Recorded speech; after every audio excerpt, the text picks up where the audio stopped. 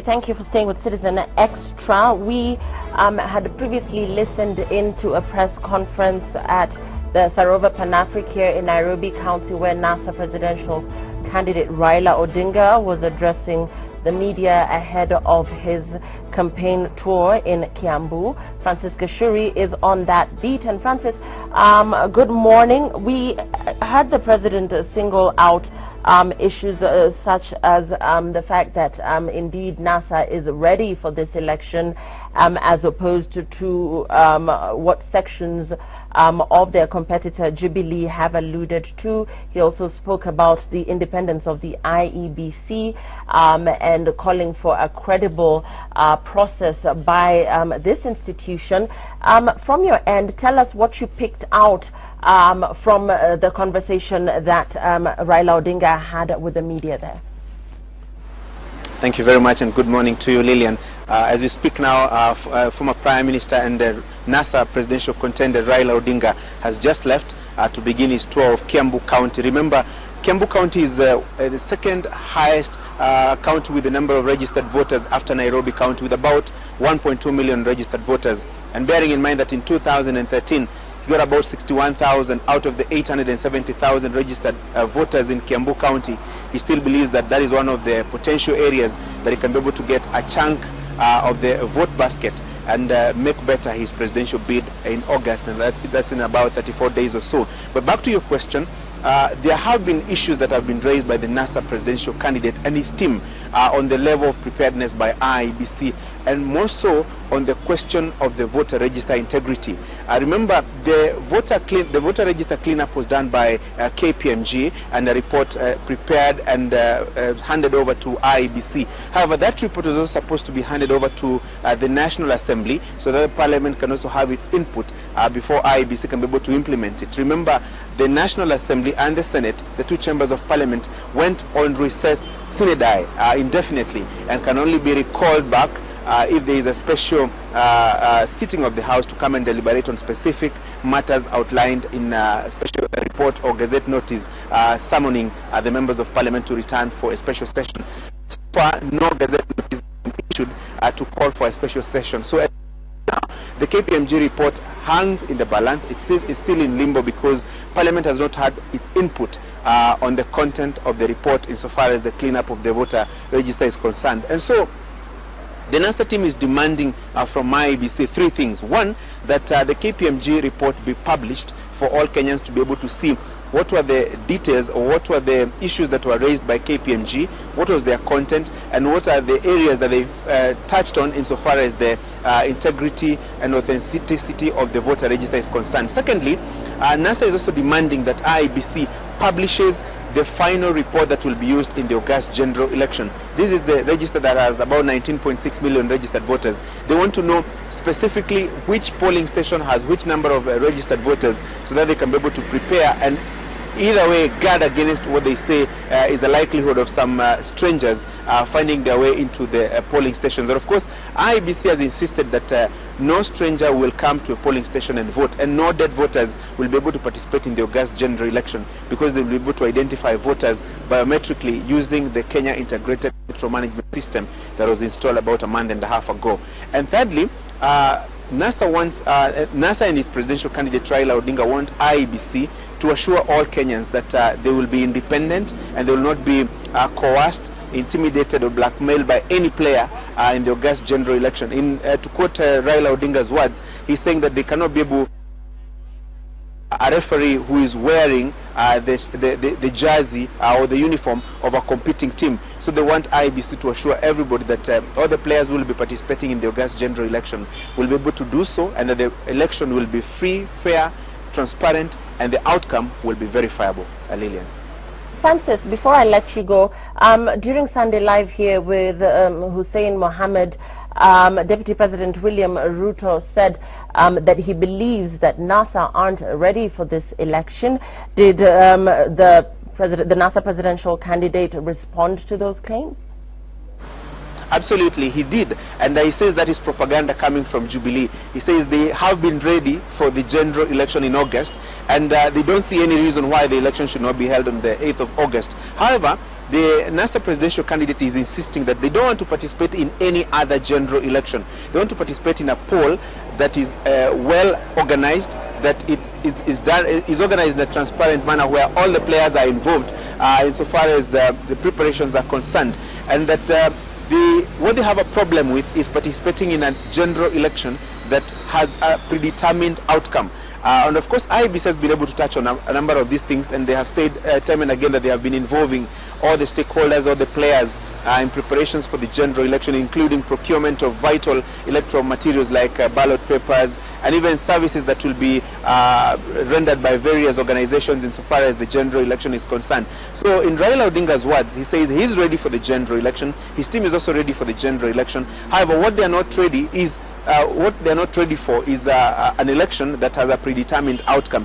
And so they want IEBC to assure everybody that the general election will be conducted in a free, fair, transparent and open manner, and that the outcome will be prudent and verifiable by all the players participating in the general election. And so remember this Friday, Lillian, there is a ruling that is supposed to be rendered by a 3-judge bench of the High Court on the procurement of the ballot materials. IEBC has already declared that Al Ghurair, the Dubai-based firm, is already printing ballot papers for other elective positions, that is the gubernatorial, Senate, National Assembly, Women Rep and civic seats. However, the presidential ballot papers will be printed from the 18th of this month.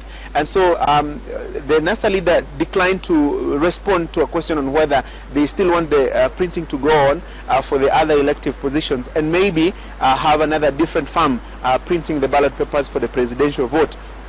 He says that is a matter he will address once he's able to see the ruling that will be rendered by Justices John Mativo, Professor Ngugi Joel, and also George Odunga on Friday at the High Court.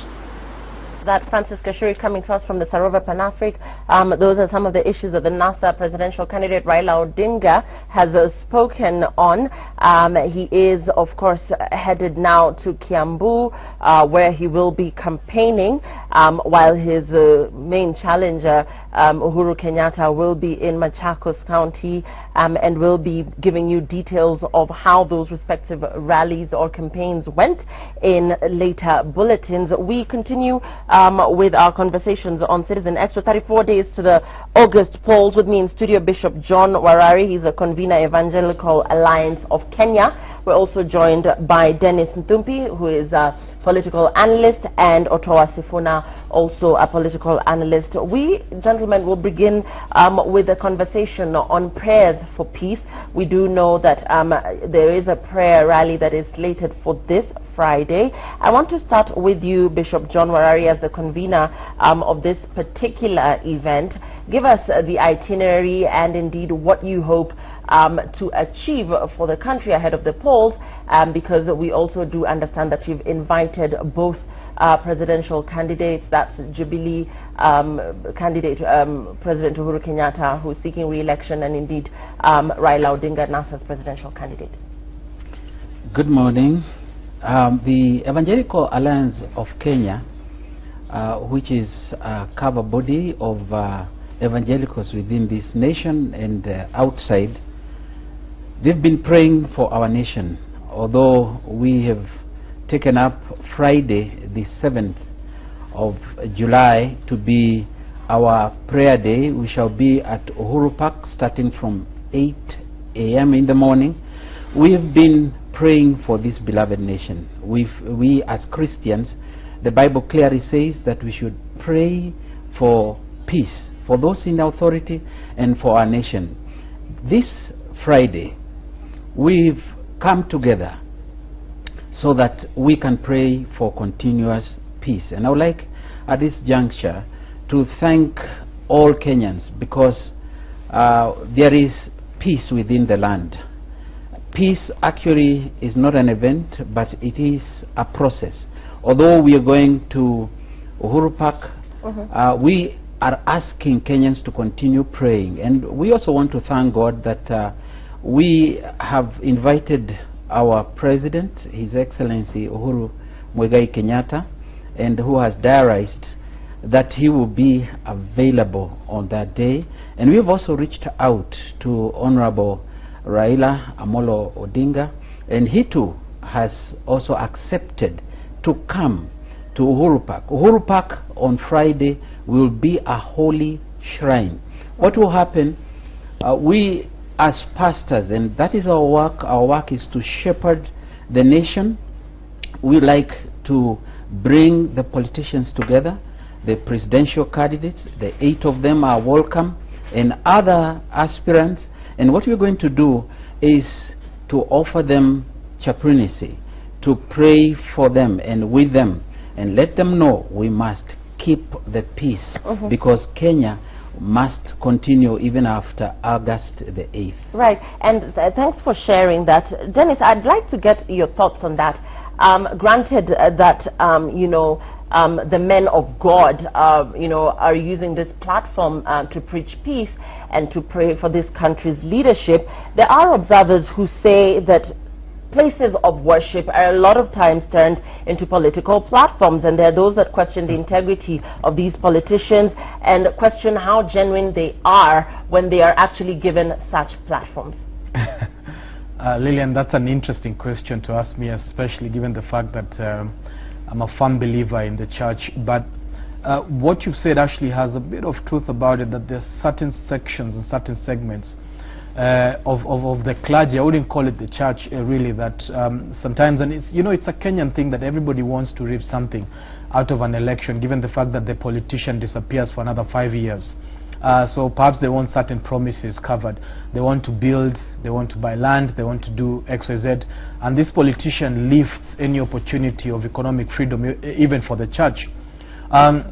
But what I want to say, even though the church is actually praying for peace, the church must teach the politician, and the church must hold the politician accountable for matters of peace, and not just the politician. The church must actually, I believe the church is a custodian of morality, and if the church is absent from activism within the governmental and political process in the country, then we're only left with the person and the state. And if the person is not peaceful, then the state will be forced to use other means to try and calm the populace. So the church is very, very critical in terms of adjudicating that peaceful process. But however, peace comes from a moral background, not necessarily something that peace is basically comes from the aspect of freedom. There has to be economic freedom, ethnicity freedom, and many other things. So even though we pray for peace, we have to actively work for peace within all the 5 years of the electoral calendar. Thank you. And Ottawa, still on the same questions surrounding whether the clergy should keep politics out of church. I would wish to say this very firmly, that in as much as the good bishop, and I really want to support him and say that it has never happened, it's so unprecedented that the clergy is coming to realize that with the inclusion of the political class in the prayer of this country, that maybe we shall have a paradigm shift away from the shenanigans and the political instability that has always happened. But my worry will be very simple. Because we have seen these politicians go to church to make political statements, and just like Dumbe has said, it has to be an inbuilt, an innate feeling that peace begins with you. My message to Kenyans will be very simple.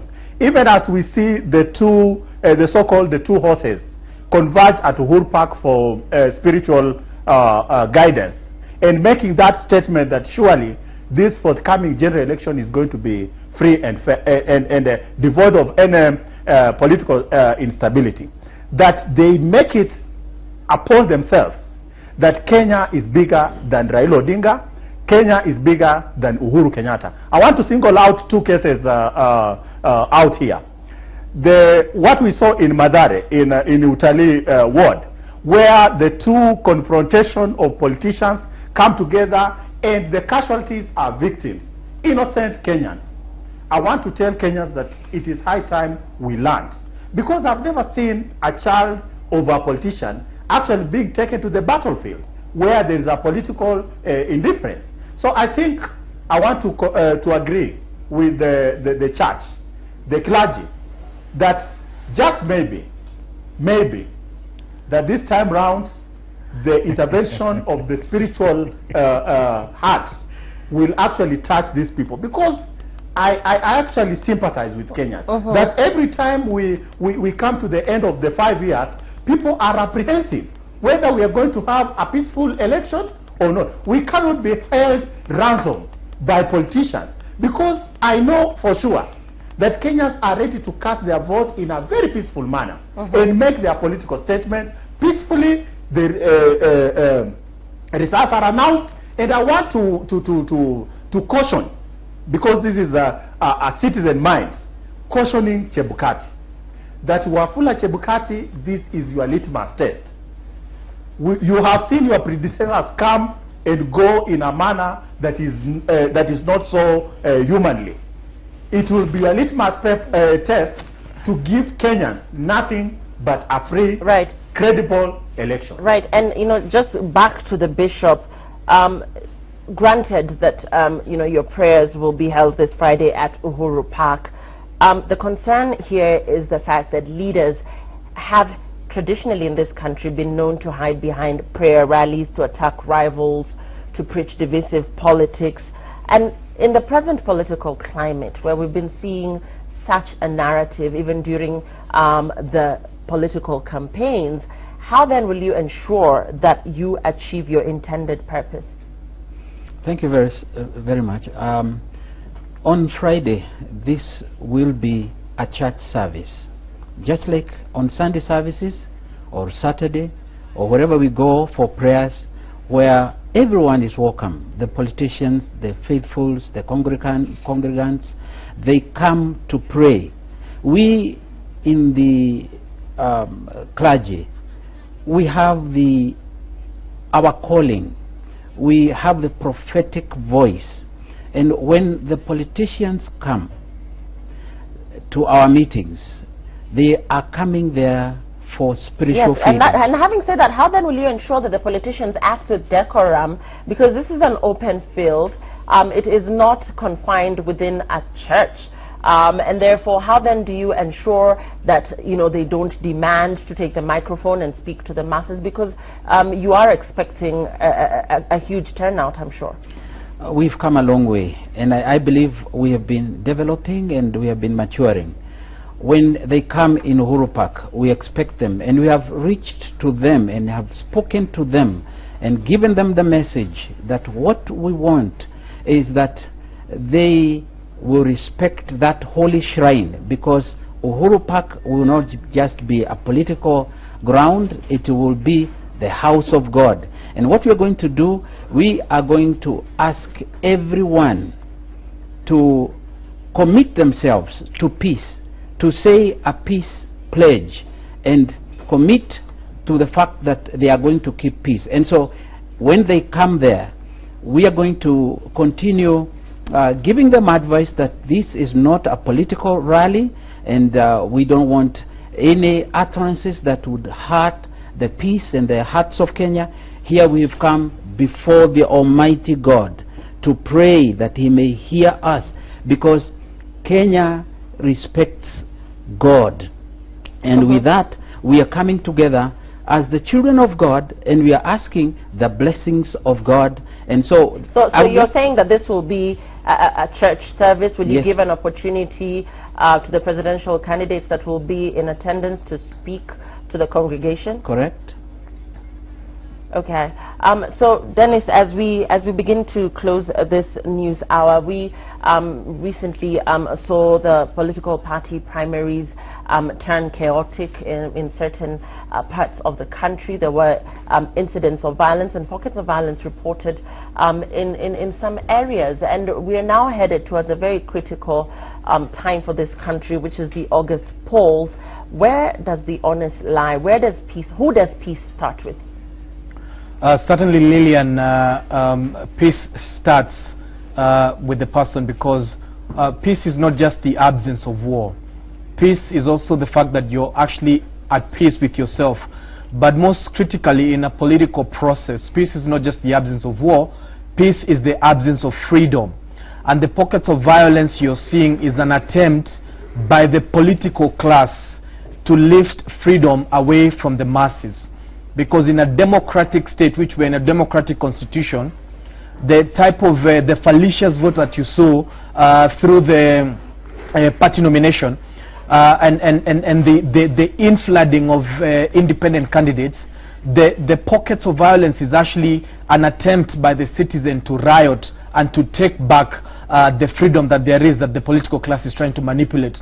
My greatest problem is actually that we're going to see heightened manipulation by political parties, because they seem to be losing ground through independent candidates and thereabout, and the citizenry is much more alive to political manipulation. So any absence of freedom, and this is democracy, any absence of democracy will suddenly precipitate violence.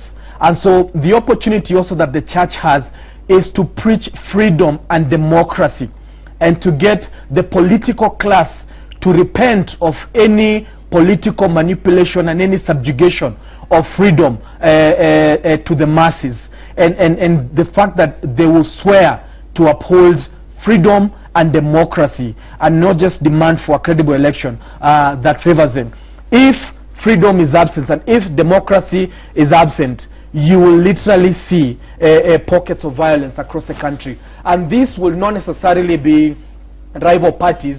This will also be within party lines, of where one independent candidate doesn't see like there's freedom that has been given to them or thereabout. So certainly there's a very grave worry that a lot of the electorate will not just take some of the results lying flat, because freedom is being lifted away from them. So what the opportunity is to look towards the general election is how will democracy and freedom be adjudicated so that the voter is satisfied. Right, and we've gotten a glimpse into what we are expecting at Uhuru Park this Friday. That's the 7th of July. Bishop John Warari, convener Evangelical Alliance of Kenya, they're outlining what their itinerary will be and who they're expecting to be in attendance, and saying that this is actually going to be a church service, albeit the fact that it will be held at the Uhuru Park here in Nairobi. We are also joined by Dennis Nthumbi, who is a political analyst, and Ottawa Sifuna, also a political analyst. Gentlemen, I thank you for your time. We are now going to be looking at the latest trends, what you're all talking about on social media, with Brian Okoth. Brian? All right, thank you very much, Lillian Muli, and good morning to you. As you rightly put it,